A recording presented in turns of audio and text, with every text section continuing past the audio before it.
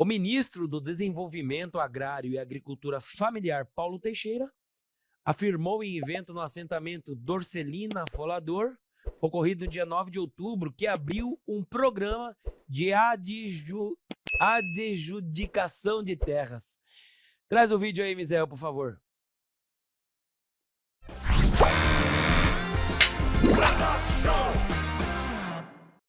Nós também abrimos um programa de adjudicação de terras públicas. E por isso que eu queria, Sacerão, ver se o Banco do Brasil dá as terras de maus pagadores para gente assentar mais gente na reforma agrária, como aconteceu aqui no Dorcelino Folador. Nós precisamos fazer isso. E quero dizer que a primeira ação que nós vamos fazer vai ser aqui no Paraná, de adjudicação dessas terras dos atalas aqui no Paraná. O que é adjudicação de terras? Se você tiver algum tipo de dívida, por exemplo, com o Banco do Brasil, no caso, né, você pode ter sua terra desapropriada para pagar, para saldar esse tipo de dívida e o governo federal pegar a sua terra. A gente tem, o Anselmo, na questão da propriedade privada, a base elementar, sedimentar da democracia e da liberdade de uma democracia ocidental, né? O que é uma propriedade privada? Desde o seu corpo, meu corpo, minhas regras, você faz o que quiser com o seu corpo, a sua consciência, você pode escrever um livro, é uma propriedade privada, intelectual, que você vende, você pode arar uma terra, cultivar uma terra, que é sua, e você auferir o lucro dessa terra e estabelecer que as pessoas comam através daquilo que você planta na sua terra. E no agronegócio, por exemplo, brasileiro, você tem 2 bilhões de pessoas sendo alimentadas por esse, que é o negócio mais bem sucedido, que é a alavanca e o motor da economia brasileira. E aí você tem o quê? A partir do governo federal e a partir do Supremo Tribunal Federal, a relativização da propriedade privada. Primeiro, começou com essa história de função social. O que é função social? Olha, se você está alimentando 2 bilhões de pessoas com agronegócio, com as propriedades privadas que você tem mais do que função social. Você tem função social mundial. Você está dando de comida, dando comida para as pessoas.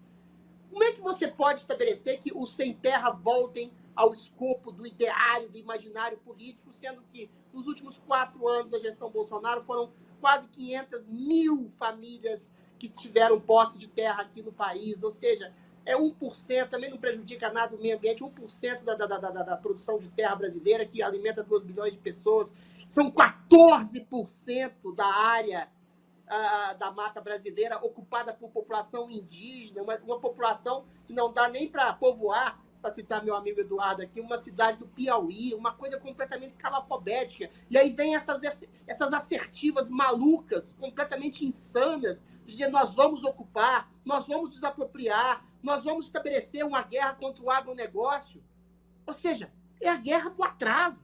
E esse atraso tem nome, é governo federal. Esse atraso tem sobrenome. É o Supremo Tribunal Federal que está incutindo uma relativização espúria, desnecessária e absurda da propriedade privada no Brasil, estabelecendo, inclusive, confronto com o próprio princípio de propriedade privada que é garantido pela nossa Carta Magna, nossa Constituição de 1988. Você tem elementos do governo, por exemplo, o Geraldo Alckmin, que nem de esquerda é, oportunista, visitando acampamentos de movimentos sem terras. Você tem um ex-ministro do Supremo Tribunal Federal, o Lewandowski, indo a uma palestra do Zé Rainha, que é um achacador, um estelionatário, um homem que chega para um proprietário rural e fala: se você não me pagar tanto de dinheiro, você eventualmente vai ter sua terra invadida, sua lavoura destruída, o seu gado completamente abatido. Ou seja, você tem exatamente a normalização do crime através da complacência ao MST, que transformou-se numa espécie de ministério do governo, e foi abraçado também pelo judiciário.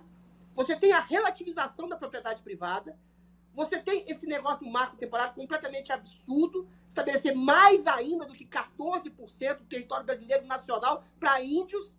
Você não ensina esses índios a plantarem, a cultivarem, a garimparem, ou seja, a cultivarem a terra para eles oferirem o lucro dessa terra e estabelecerem comida para as outras pessoas no Brasil e no mundo, como faz o agronegócio. Você tem uma cultura do atraso incrustada no judiciário e no governo federal e sublimada pela grande mídia.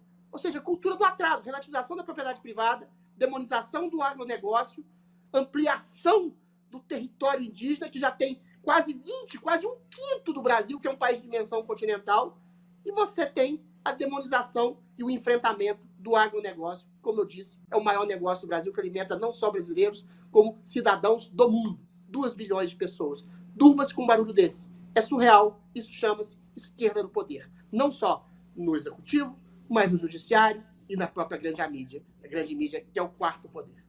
De segunda a sexta, às 20 horas, horário de Brasília.